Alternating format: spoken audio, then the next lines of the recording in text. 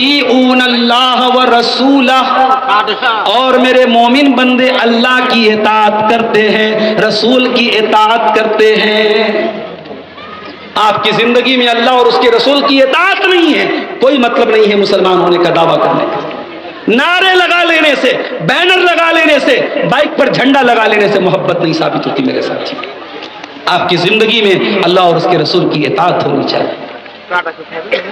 ہمارے ہاں معاف کیجئے گا، چونکہ شیرزابادی علاقہ ہے، 99% اہل حدیث لوگ ہیں، مگر ایک چیز کی کمی ہے ہمارے یہاں۔ شادی ہو رہی ہے، باقاعدہ جہیز کی ڈیمانڈ ہو رہی ہے، شادی ہو رہی ہے، باقاعدہ بارات نکل رہی ہے، شادی ہو رہی ہے، منگنی کی رسم ہو رہی ہے، شادی ہو رہی ہے، ہلدی کی رسم ہو رہی ہے۔ کیوں؟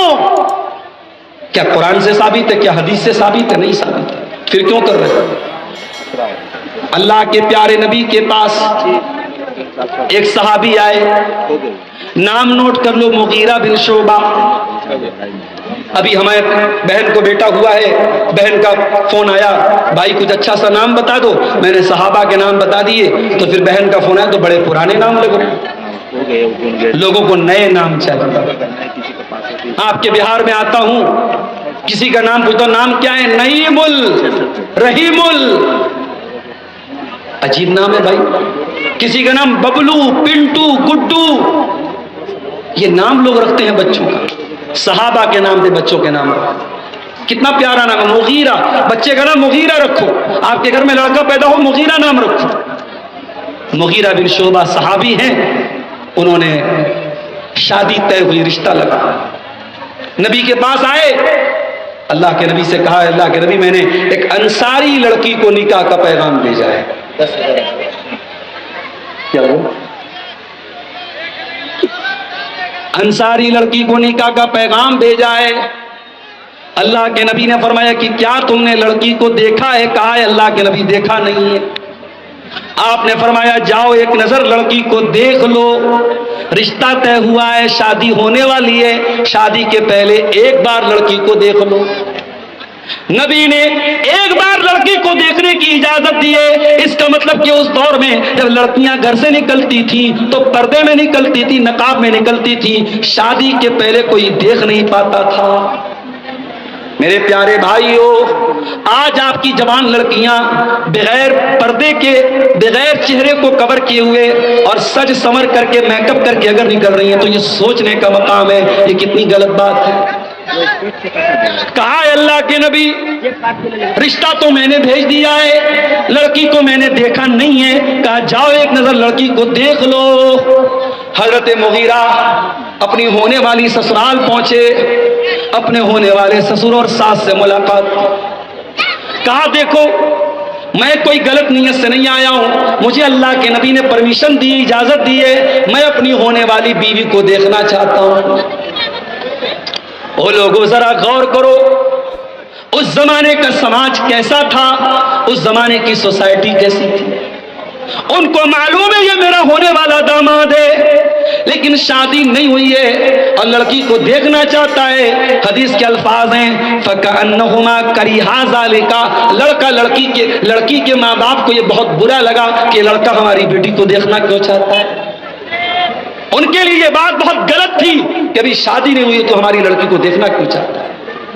ہمارے یہاں بائک پہ بٹھا کے پورے گاؤں کی سیر کراتا ہے کون؟ بھائی اپنی بہن کی، باپ اپنی بیٹی کی، شوہر اپنی بیوی کی، پورے گاؤں کو درشن کراتا ہے۔ یہ بے حیائی نہیں تو اور کیا ہے میرے ساتھ؟ یہ دیوسیت ہے، یہ بغیرتی ہے، اور اس کو ختم کرو میرے پیارے ساتھ۔ باغیرت بنو، باحیا بنو، بے حیا مت بنو میرے ساتھ۔ لڑکی کے ماں باپ کو بہت برا لگا، انہوں نے کہا نہیں ہم نہیں دیکھنے دیں گے، شادی ابھی ہونی، ابھی ہوئی تھوڑی، ابھی تو رشتہ لگا ہے۔ حضرت مغیرہ پلٹ کر کے واپس جانے لگے۔ میری پیاری ماں اور بہنوں ذرا غور سے سننا، مغیرہ بن شعبہ واپس جانے لگے۔ لڑکی اندر پردے میں سن رہی تھی ساری بات۔ لڑکی پردے سے بولی اے مغیرہ، اے میرے ہونے والے شوہر، مجھے معلوم ہے میرے ماں باپ کی مرضی نہیں ہے، مجھے معلوم ہے میرے ماں باپ کو پسند نہیں ہے کہ آپ مجھ کو دیکھیں، مگر آپ اللہ کے رسول کی اجازت لے کر کے آئے ہیں، اگر آپ واقعی میں سچ بول رہے ہیں فانظرنی، تو میں آپ کو اجازت دے رہی ہوں، ایک نظر مجھ کو دیکھ لیجیے۔ اس لیے نہیں کہ میں چاہتی ہوں، اس لیے کہ اللہ کے رسول کی اجازت ہے۔ اے مغیرہ بن شعبہ، آپ ایک نظر مجھ کو دیکھ لیجئے، میں آپ کو اجازت دیتی ہوں۔ پتہ یہ چلا شادی کے پہلے لڑکا لڑکی کو ایک بار دیکھ سکتا ہے، یہاں تو بغیر شادی کے ویڈیو کال پر بات ہو رہی ہے، یا رات میں جیو پر جیو ٹو جیو بات ہو رہی ہے، اور اب تو ساری کمپنیوں نے انلمیٹڈ کال دے دیا ہے۔ اب رات میں کوئی ایئر فون لگا کے ادھر گھوم رہا ہے، کوئی ایئر پوڈ لگا کے ادھر گھوم رہا ہے۔ میرے پیارے ساتھیوں، آپ غور کیجئے، اپنی منگیتر سے بھی آپ بلا ضرورت بات نہیں کریں گے جب تک نکاح نہیں ہوا ہے، وہ غیر محرم ہے۔ شریعت نے ایک بار لڑکی کو دیکھنے کی اجازت دی ہے، بار بار فوٹو مانگنا، ویڈیو کال کرنا، فیس بک پہ چیٹنگ کرنا، یہ اپنی منگیتر سے مناسب نہیں، جس سے رشتہ طے ہو رہا ہے، جس سے شادی ہونے والی ہے، تو کسی غیر لڑکی سے اس بات کی اجازت کیسے ہو سکتی ہے؟ میرے ساتھیوں، حضرت مغیرہ بن شعبہ نے کہا کہ نہیں، مجھے اللہ کے رسول نے اجازت دی ہے۔ لڑکی آئی پردے کے باہر، انہوں نے ایک نظر دیکھا، لڑکی پسند آئی، شادی ہوئی، اور دونوں میاں بیوی بہت محبت کے ساتھ رہنے لگے۔ پتہ یہ چلا کہ شادی بیاہ کا معاملہ ہو، چاہے مرنی کا معاملہ ہو، چاہے پیدائش کا معاملہ ہو، ہر معاملے میں ہمیں اللہ اور اس کے رسول کی اطاعت کرنی۔ فرمایا وَيُطِيعُونَ اللَّهَ وَرَسُولَهُ، ایمان والوں کی ایک ذمہ داری یہ بھی ہے وہ اللہ کی اطاعت کریں، رسول کی اطاعت کریں۔ پھر سے ریپیٹ کرتا ہوں، والمومنون والمومنات بعضهم اولیاء بعض، مومن مرد اور مومن عورتیں ایک دوسرے کے مددگار ہوتے ہیں۔ یہ پہلا کام کرنا ہے، تمام مومنوں کو آپس میں ایک بننا ہے، ذرا سی بات پہ لڑو نہیں، جھگڑا نہ کرو، اپنے جذبات کو کنٹرول رکھو، آپس میں ایک بن کر کے رہو، ایک مٹھی کتنا مضبوط بن کے رہو۔ پہلا کام یہ کرنا ہے۔ دوسرا کام کیا کرنا ہے؟ وَيَأْمُرُونَ بِالْمَعْرُوفِ، نیکیوں کا حکم دینا ہے۔ الیکشن کا ماحول چل رہا ہے، ہم لوگ پٹنہ سے کٹیہار آتے ہیں، 4-5 جگہ پولیس والے روکتے ہیں، ملا جی کہاں جا رہے ہو؟ کٹیہار جا رہا ہوں، جلسے میں جا رہا ہوں۔ چلو ڈگی کھولو، چلو بیگ کھولو۔ وہ کیوں چیک کر رہے ہیں؟ کہیں نوٹ تو لے کے نہیں جا رہا ہے، نوٹ کے بدلے ووٹ تو نہیں خریدا اور بیچا جا رہا ہے۔ سرکار کی نظر میں، الیکشن کمیشن کی نظر میں، اگر الیکشن کے موقع پر پیسہ بانٹا جا رہا ہے تو یہ غلط ہے، یہ غیر قانونی ہے۔ اور میں آپ کو بتا دوں کہ اسلام کی نظر میں بھی یہ غیر قانونی ہے، اسلام کی نظر میں بھی یہ حرام ہے، یہ رشوت ہے۔ آپ ایمانداری کی بات کرتے ہیں تو ایماندار بن کے دکھائیے، آپ بے ایمانوں کو کبھی سپورٹ مت کیجیے۔ میرے پیارے ساتھیوں، قرآن کہہ رہا ہے وَيَأْمُرُونَ بِالْمَعْرُوفِ، آپ نیکی کا حکم دیجیے، وَيَنْهَوْنَ عَنِ الْمُنْكَرِ، اور برائی سے روکنے کا کام کیجیے۔ اب تو صاحب جلسوں پر بھی آواز اٹھنے لگی ہے، یہ جلسے کیوں ہو رہے ہیں؟ یہ علماء کو کیوں بلایا جا رہا ہے؟ علاقے کے علماء کہتے ہیں کہ ہم کو چھوڑ کے آپ یو پی سے کسی کو کیوں بلا رہے، بنارس سے کسی کو کیوں بلا رہے؟ یہ اگر اس طریقے کی بات ہو رہی ہے، اس کا مطلب یہ ہوا کہ آپ اب یہ چھوٹی موٹی جو برائی کو برائی کہنے کی جو بات ہو رہی ہے، جو امر بالمعروف اور نہی عن المنکر کا تھوڑا بہت جو کام ہو رہا ہے، اس کو بھی آپ ختم کرنا چاہتے ہیں؟ نہیں میرے ساتھ، یہ جلسے اگر ہو رہے ہیں، اس کے اندر اگر کوئی کمی ہے تو اصلاح کیجیے، مگر جلسے ہونے چاہیے۔ سماج کا وہ مسلمان جو 5 ٹائم نماز نہیں پڑھتا ہے، وہ اس جلسے میں آتا ہے، آپ یقین کریں کتنے لوگ جلسے میں آتے ہیں، تقریر سن کے ان کی اصلاح بھی ہوتی ہے۔ میں ساؤتھ انڈیا گیا، ایک سموسہ بیچنے والا میرے پاس آیا، مولانا آپ سے گلے ملنا چاہتا ہوں۔ غریب آدمی سموسہ بیچنے والا گلے ملا مجھ سے، کہا مولانا صاحب آپ کی تقریر بہت سنتا ہوں یوٹیوب پر، آج پہلی بار آپ کو دیکھا۔ کہا مولانا میں 5 ٹائم کا نمازی بنا ہوں آپ کی تقریر سن کر، میں قرآن و حدیث سے دور تھا، بدعتی تھا، آپ کی تقریر سن کر کے قرآن و حدیث پہ چلنے لگا۔ پھر اس نے بڑے پیار سے 50 کا ایک نوٹ نکالا، مجھے دینے لگا۔ مجھے لینے میں تھوڑی شرم آئی، غریب آدمی ہے بیچارہ 50 روپیہ دے رہا ہے.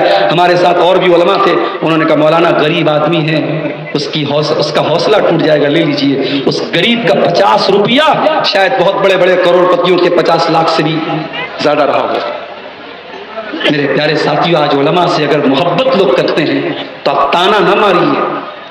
ان جلسوں میں اگر آپ چند پیسے دیتے ہیں اور یہ مجلسیں جم رہی ہیں اور لوگ 2-2 3-3 گھنٹہ بیٹھ کے تقریریں سن رہے ہیں، یہ کوئی معمولی بات نہیں ہے. آرکیسٹرا سننے والے، گانا سننے والے اور حرام چیزوں کو دیکھنے والے کروڑوں لوگ ہیں.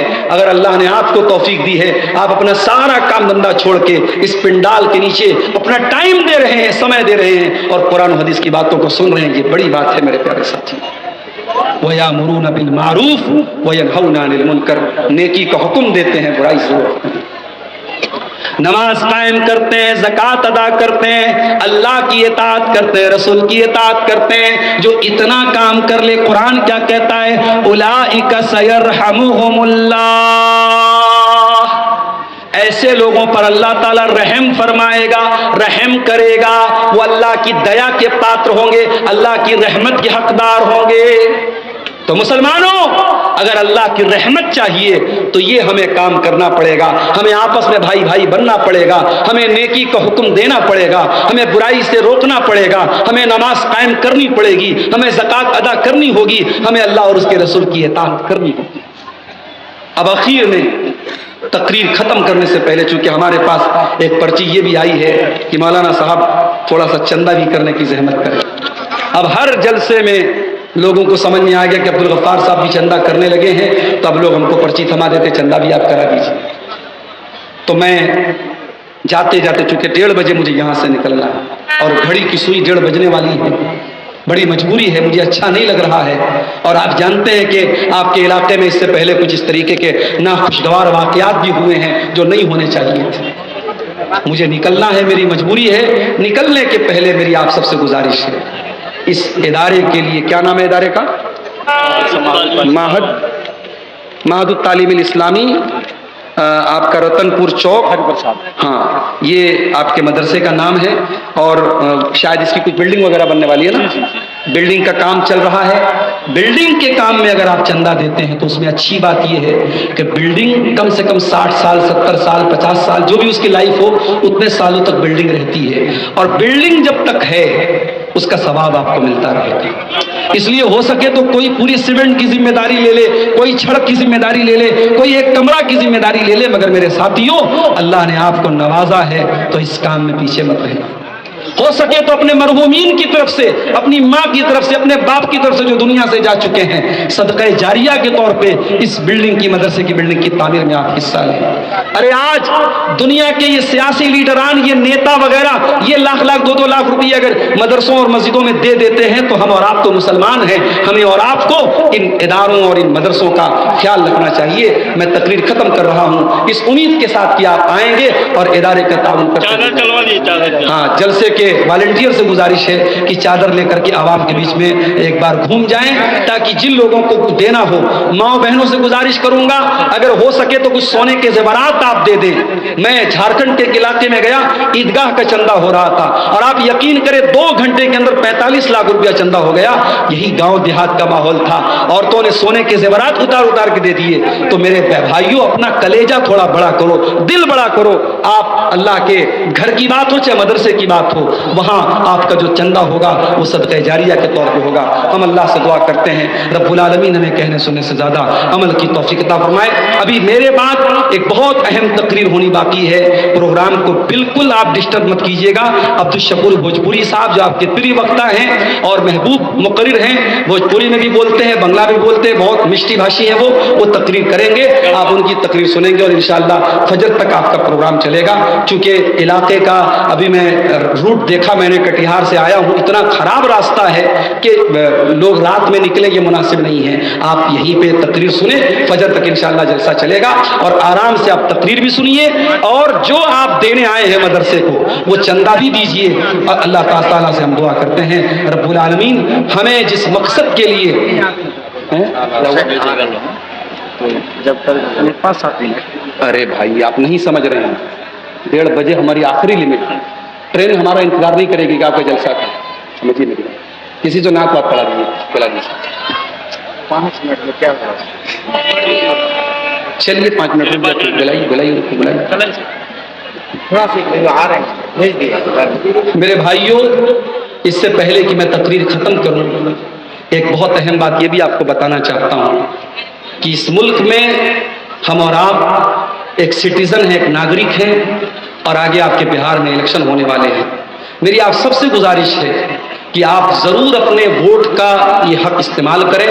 ایک لوکتانترک دیش میں، ایک جمہوری ملک میں ووٹ آپ کی بہت بڑی طاقت ہے.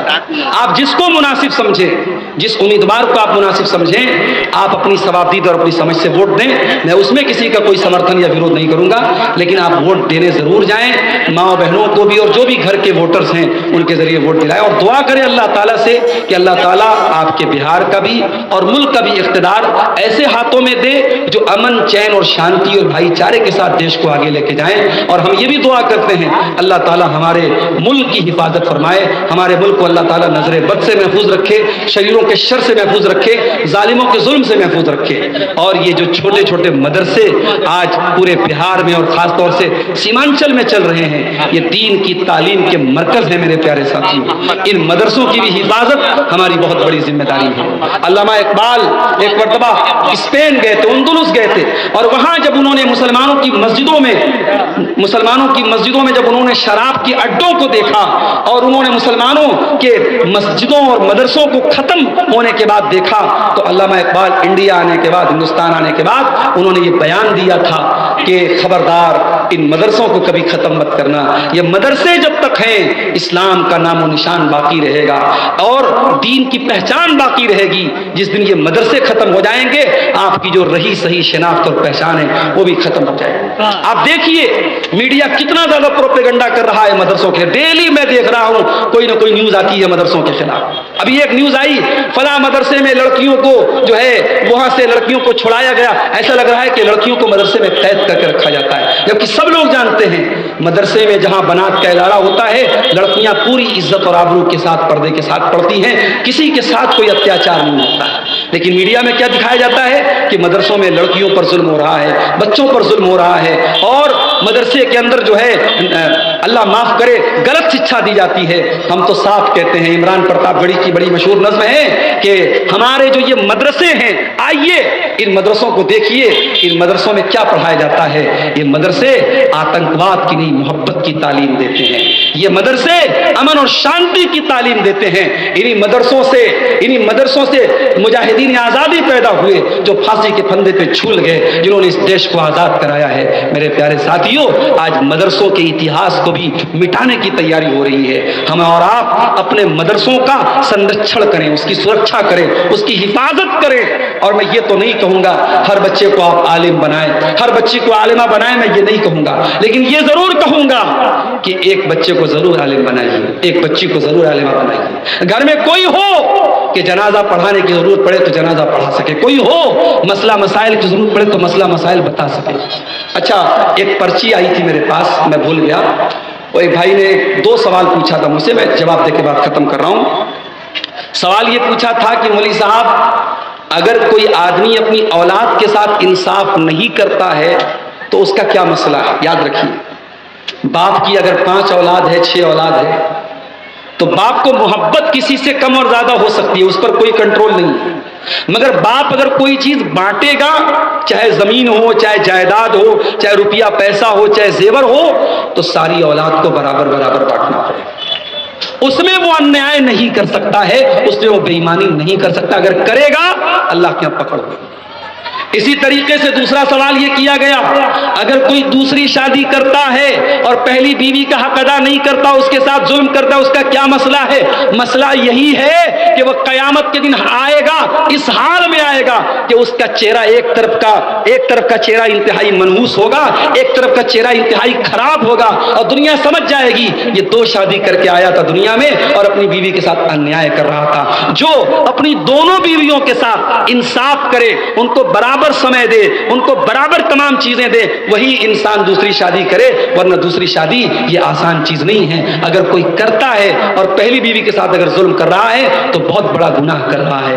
میرے پاس کبھی کبھی ایسے فون بھی آتے ہیں، بعض عورتوں کی طرف سے فون آتے ہیں کہ شیخ صاحب میرا شوہر دوسری عورت سے شادی کر چکا ہے اور مجھے چھوڑ کے وہ لاپتہ ہے، یا دوسری عورت کے ساتھ اس کے تعلقات ہے، تو بہت تکلیف ہوتی ہے۔ میرے پیارے ساتھیوں، بیوی اگر عمر کے ساتھ ساتھ جب ڈھلنے لگے تو آپ اس کو چھوڑ کے کسی جوان لڑکی سے شادی کر لیں اور اس کو چھوڑ دیں، یہ بہت بڑا ظلم ہے، اور اس ظلم کا بھی ہمیں اللہ تعالیٰ کے ہاں حساب دینا پڑے گا۔ اللہ سے دعا ہے رب العالمین ہمیں نیک عمل، اچھی سمجھ کی توفیق عطا فرمائے، آمین۔ وآخر دعوانا الحمدللہ رب العالمین، والسلام علیکم ورحمۃ اللہ وبرکاتہ۔